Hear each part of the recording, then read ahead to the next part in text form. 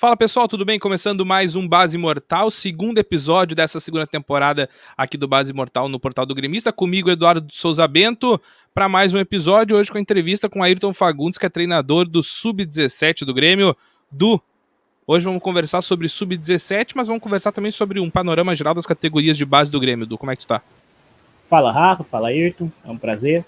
Vamos falar um pouquinho do Sub-17, tem as competições chegando aí, né? Tem os novos meninos, a gente vai ver uma gurizada nova no time do Sub-17, vamos conversar sobre isso aí. Ayrton, prazer falar contigo, cara. Obrigado por ter aceitado o convite para conversar aqui com a gente no Portal do Gremista.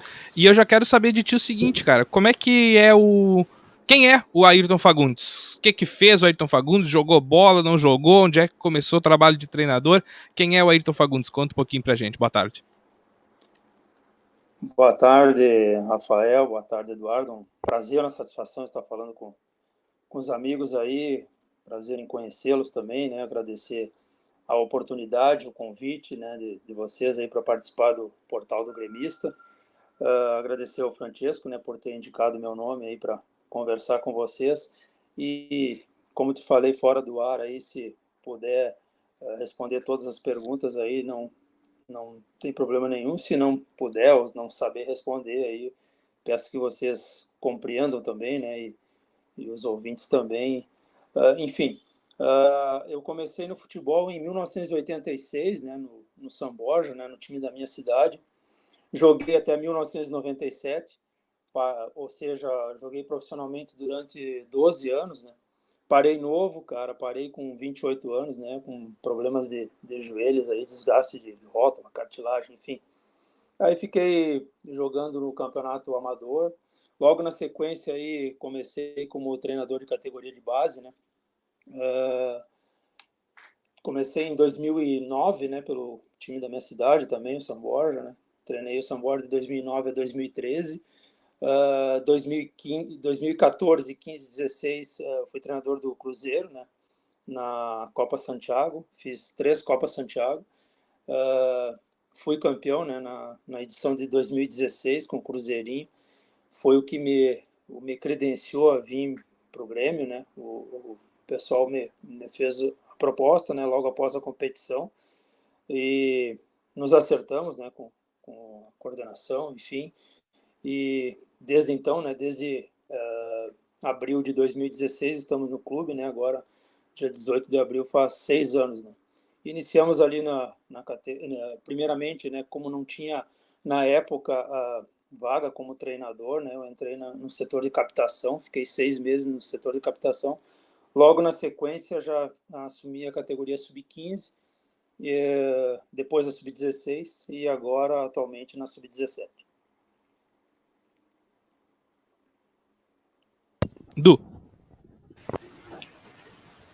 Fala Ayrton, gostaria de saber de qual é a tua influência no futebol, quem te influenciou, qual o treinador que mais te influenciou, um jogador que mais te influenciou, para começar a tua trajetória, né?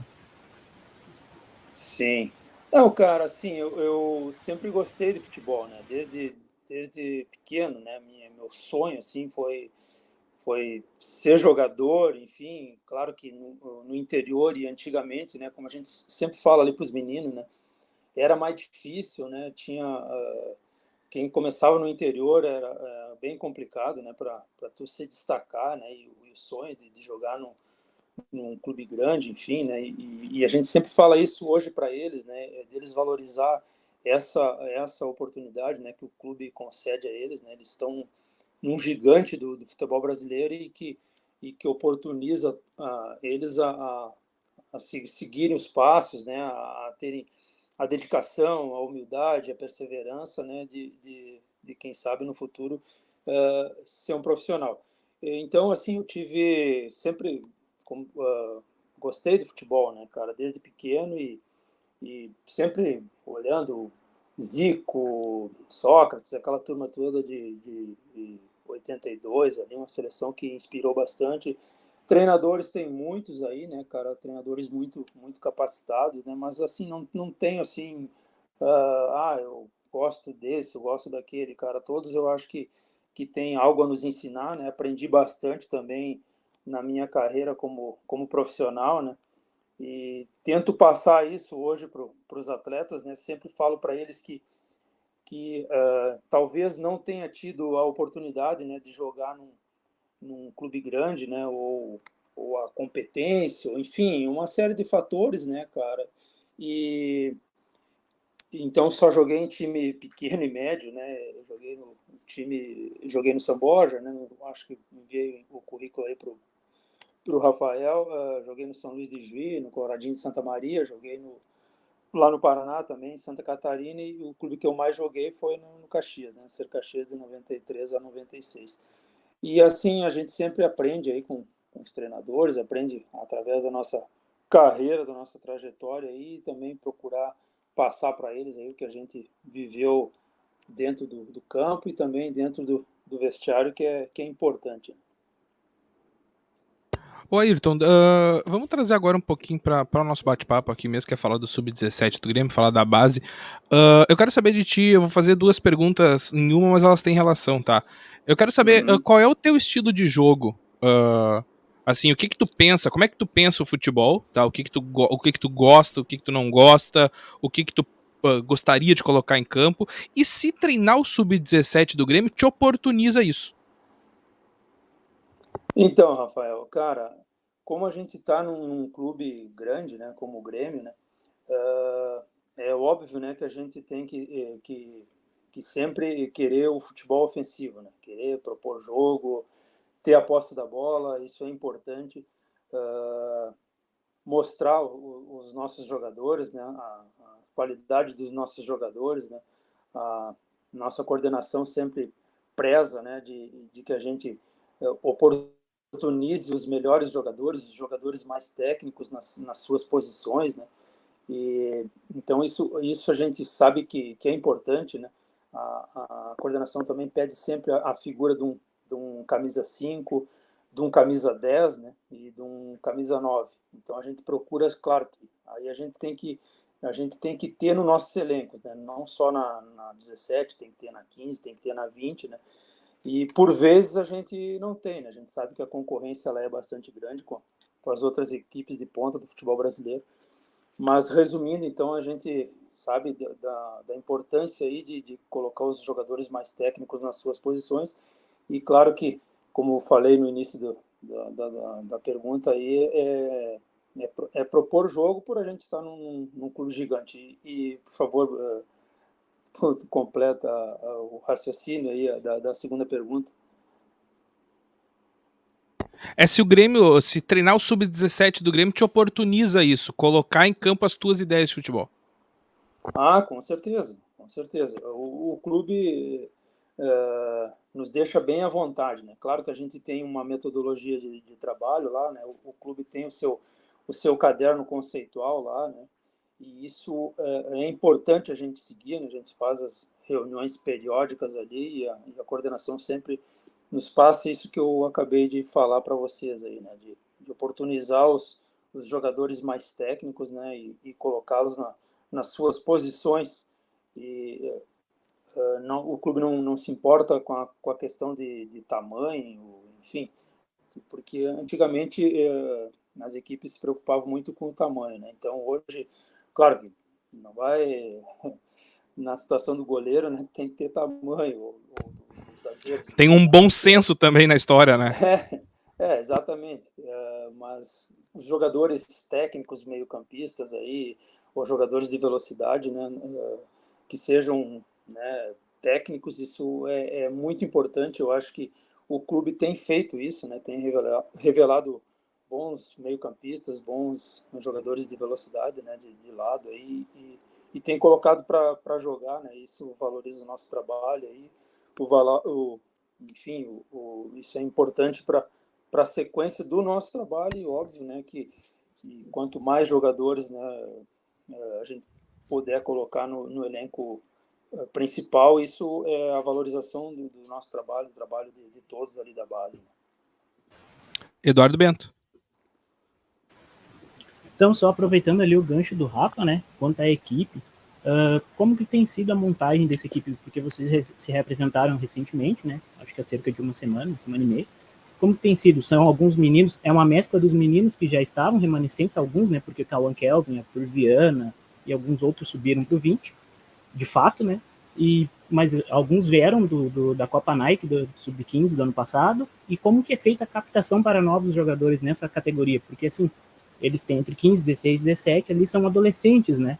Então, como que é feito ali? Porque tem a questão corporal, uns são mais altos, outros já são mais fortes, um ainda é muito franzininho, mas vai crescer daqui a um tempo. Como que é feito esse tipo de captação? Tu que já trabalhou na captação também.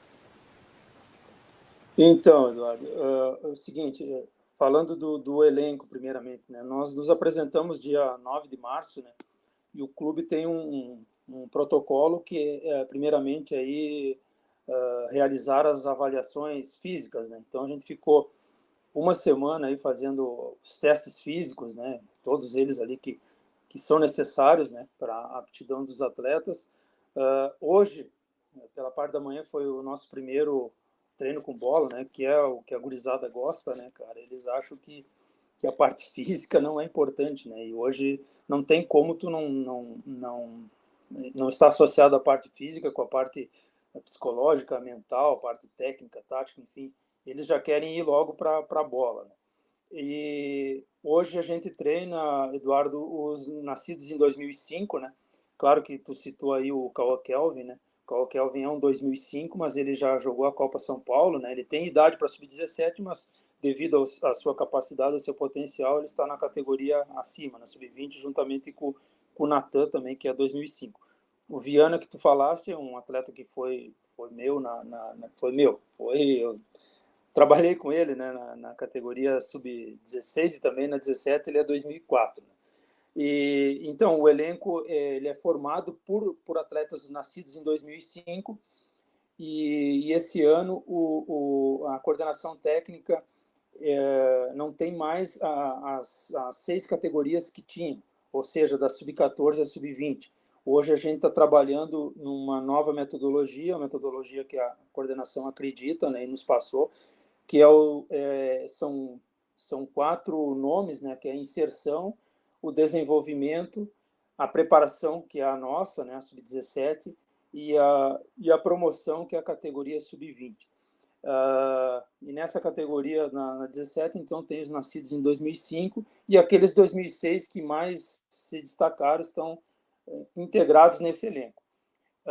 Sobre a captação, nós temos captadores, né? O clube tem captadores em todas as regiões, né, do nosso país, né? Tem os captadores aqui no Rio Grande do Sul, tem captador em São Paulo, tem no Rio de Janeiro, tem um no Nordeste e tem um rapaz que faz Centro-Oeste e também a região do Paraná, Paraguai, enfim.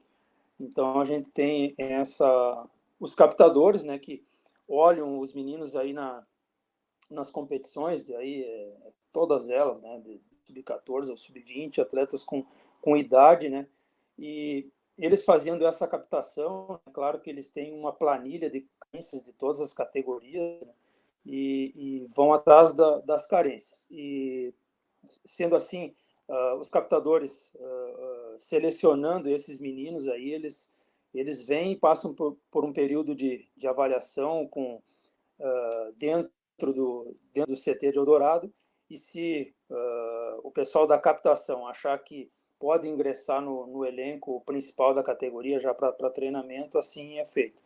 Então, funciona dessa maneira. Não sei se consegui responder a tua pergunta, se ficou claro, ou se tiver dúvida, estou à disposição. Du?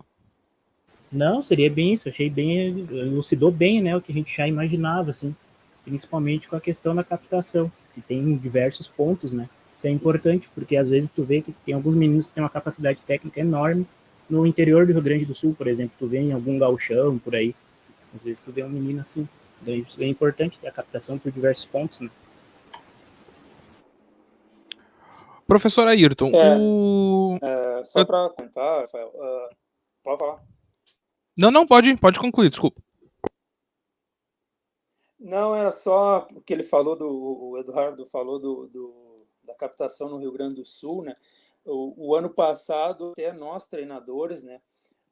Como a gente não participa aí do campeonato estadual sub-17, a coordenação acha por bem somente disputar o estadual sub-20, nós treinadores, a gente também fez a situação de captação no nosso estadual.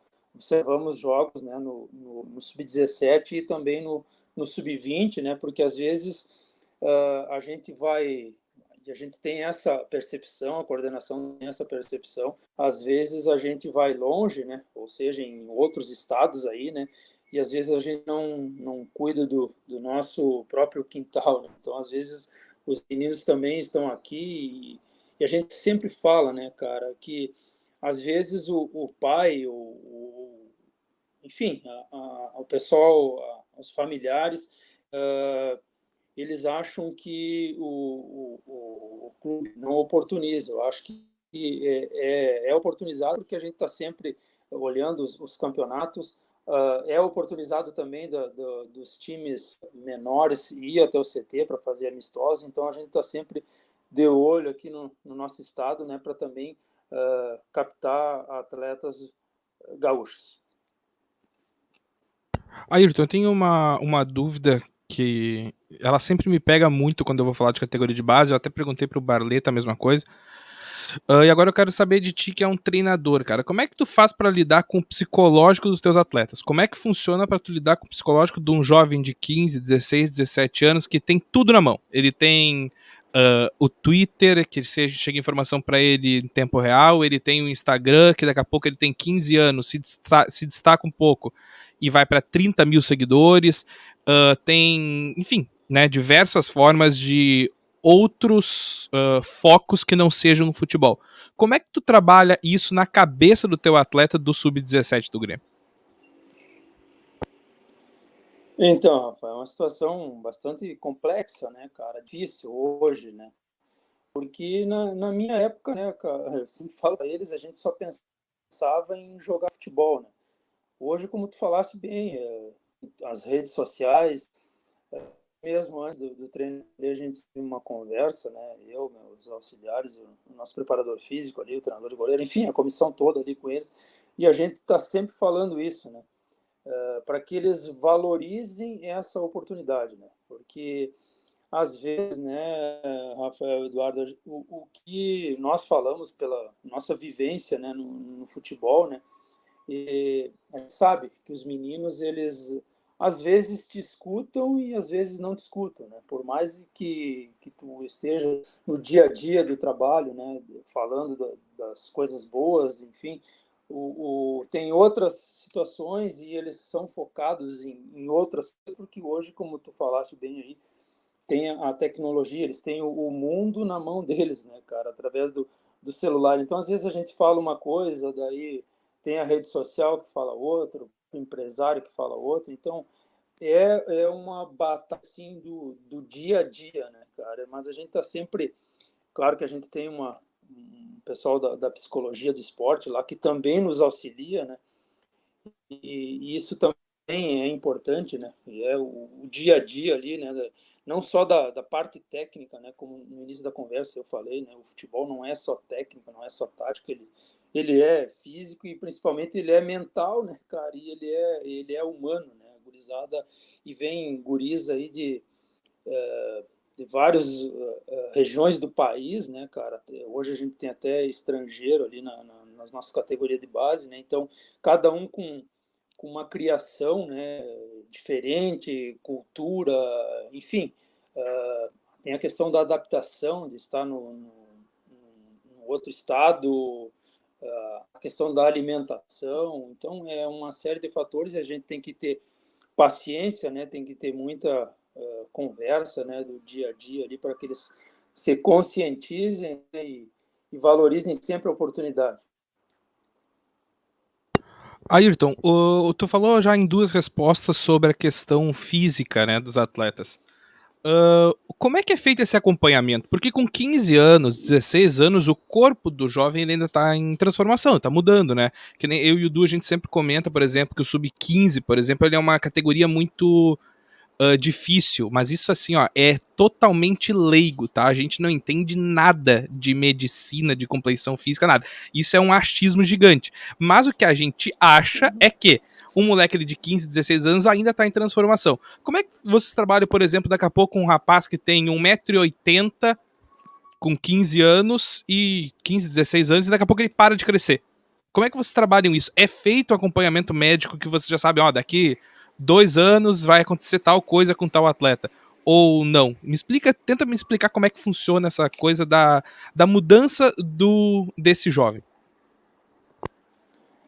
Rafael, não é bem minha área, né? Mas vou, cara, tentar explicar assim o que a gente faz no dia a dia ali, né? Claro que, como eu falei no início ali, eles são hoje separados ali, né? Por idade, enfim, da inserção, o desenvolvimento, a preparação e a promoção, né? Então pega, por exemplo, os meninos que vieram esse ano do Cristal, né? Os 08 aí. É feito um teste de punho ali para ver a questão maturacional, né?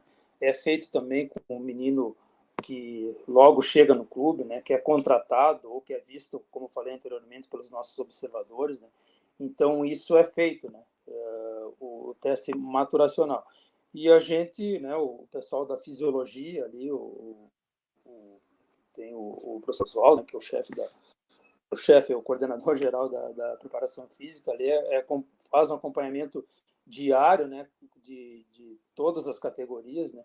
Por isso ali, quando eu falei, né, dos meninos chegar e primeiramente a primeira semana, os 10 dias ali é feito todos os testes físicos, clínicos, enfim, né, do que o menino, o atleta pode nos dar lá na frente, né. E claro, cuidar, né, de não já colocar o excesso de carga, né, nos meninos. Diferente, óbvio, né, da nossa época, que a gente não, infelizmente, aí não tinha o acompanhamento que hoje um clube da grandeza do Grêmio proporciona a todos eles. Então, é bem minucioso o trabalho aí, teria que ser um fisiologista aí, ou um preparador físico para explicar melhor, mas eu acho que tentei aí do que eu acompanho no dia a dia.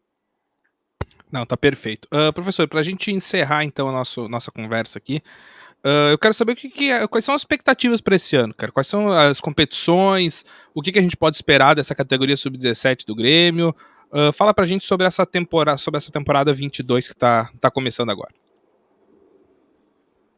Então, Rafael, o ano passado, né, cara, devido à pandemia ali, a gente teve o brasileiro, né? Eu não era o treinador, eu estava na 16, né? E a nossa 16 era suporte para 17. Né? E a gente assumiu em julho do ano passado. Claro que daí, por exemplo, os 2004, ali como eu falei para o Eduardo, eles subiram, né, para sub-20, e aí tem a transição, né? E aí subiu os 2005 esse ano para 17. Agora, em maio, a gente vai participar de um torneio na Argentina, em Rosário, né? E com os Old Boys e mais duas equipes. Esse é um torneio preparatório para o nosso Campeonato Brasileiro, que inicia-se no dia 17 de julho, né? No segundo semestre, de julho a outubro. Jogos, né? Duas chaves de 10 ali, joga dentro da chave e classifica os 4 primeiros de cada chave, aí faz o cruzamento, primeiro contra a quarta, segundo contra a terceira, enfim. O que a gente espera da categoria, como hoje a gente até conversou com os atletas aí, é que eles possam ser aquilo que todo mundo fala da categoria 5, né? Só que, como falei anteriormente, né, não depende só do trabalho, depende do que eu te falei ali, da conscientização deles aí, de saber que é uma categoria promissora do clube, mas que também é preciso, né, Rafael e Eduardo, é o dia a dia, né, cara? É o trabalho. Hoje a gente está como teve a junção das categorias, a gente está com 41 atletas, é um grupo bastante grande, né? Só pode jogar 11, então a briga ali ela vai ser dentro do trabalho do dia a dia, né? De todos os treinos, né? Não é só meu treino, do treino do preparador, do treino do auxiliar ali, dos treinos técnicos, enfim. Então é uma disputa árdua, né, por posições, enfim, ali, mas que ela seja saudável, e isso é importante, né, tem que ter, porque chegou também uns atletas aí que foram vistos pelos nossos observadores, né, então tem alguns atletas novos aí que eles possam chegar e possam dar uma luz alta nesses que estão há mais tempo no clube, né, e que a gente sempre fala para eles, né, cara, é o dia a dia ali.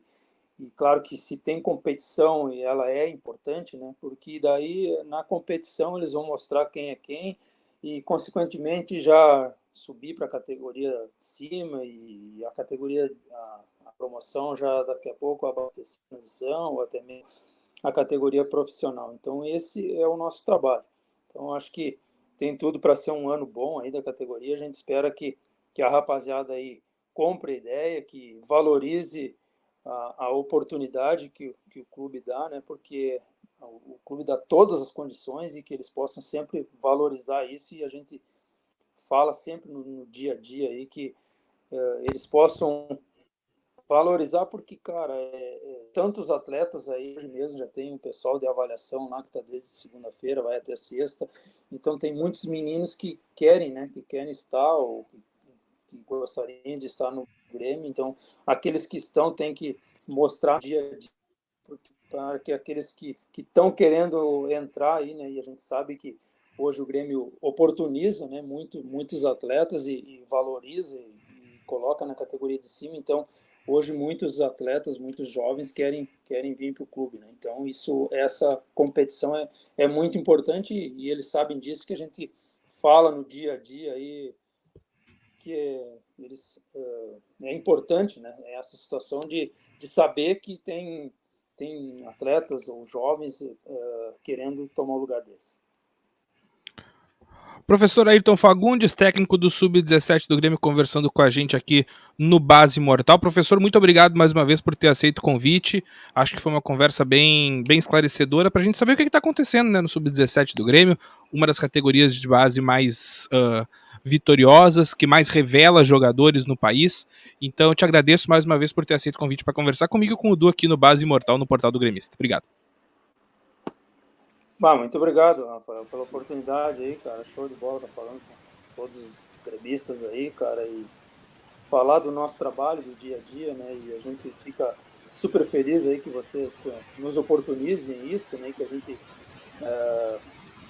falar, né, do que a gente faz lá no dia a dia, né? E vocês valorizam isso, né? Valorizam a categoria de base. Isso para nós é muita gente. Os guri que eu também, né, ao de estar no, sou muito grato e procuro dar sempre o meu melhor, e contrapartida a gente quer sempre o melhor dos atletas aí, né? Isso a gente cobra eles no dia a dia. Então, muito obrigado pela oportunidade aí, que a gente possa revelar mais talentos aí pro Grêmio, né, que isso é importante, né, só valoriza o nosso trabalho. Desejar aí um bom ano aí para vocês, uma boa sequência de trabalho aí no dia a dia. Tudo de bom. Um grande abraço. Eduardo Bento, nós voltamos na semana que vem com o terceiro episódio da segunda temporada do Base Mortal. Valeu, Edu. Rafa, voltamos semana que vem com novas novidades, né, da base do Grêmio. É isso aí. Valeu, gente. Um abraço. Até semana que vem. Lembrando que, né, amanhã tem Grenal. 10h15 aqui no Portal do Gremista. Valeu, professor Ayrton. Valeu, Du. Valeu todo mundo que esteve com a gente. Nós voltamos na próxima terça com o Base Mortal. Valeu, abraço. Valeu.